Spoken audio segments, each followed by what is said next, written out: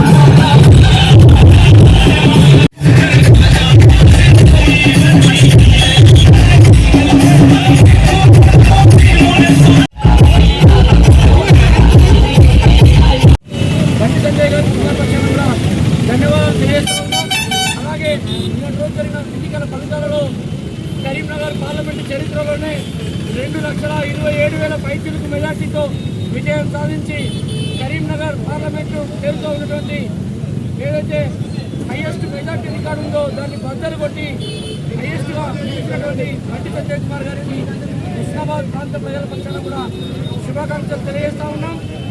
అలాగే హుస్నాబాద్ ప్రాంత అభివృద్ధికి వారు తమ యొక్క అమూల్యమైన సమయాన్ని వెచ్చించి ఈ ప్రాంత అభివృద్ధికి గత పార్లమెంట్ ఎన్నికల్లో కృషి చేశారు. వాళ్ళ 4 వరుసల రహదారి హుస్నాబాద్కి వచ్చింది అంటే అది బండి సంజయ్ కుమార్ గారి చెల్లెలని విషయం అందరికీ తెలుసు.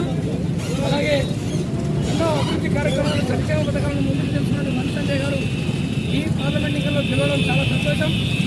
ప్రజలకు భారతీయ జనతా పార్టీ మీద ప్రజలకు బాధ్యత వేయింది. మా బాధ్యత ప్రజల పక్షాన తప్పకుండా ప్రజా సమస్యల పరిష్కారానికి భారతీయ జనతా పార్టీ కృషి చేస్తుంది. ఈ సందర్భంగా ఇక్కడికి విచ్చేసినటువంటి బీజేపీ రాష్ట్ర కౌన్సిల్ సభ్యులు, అసెంబ్లీ ఇన్ఛార్జి గారికి ధన్యవాదాలు తెలియజేస్తా ఉన్నాం.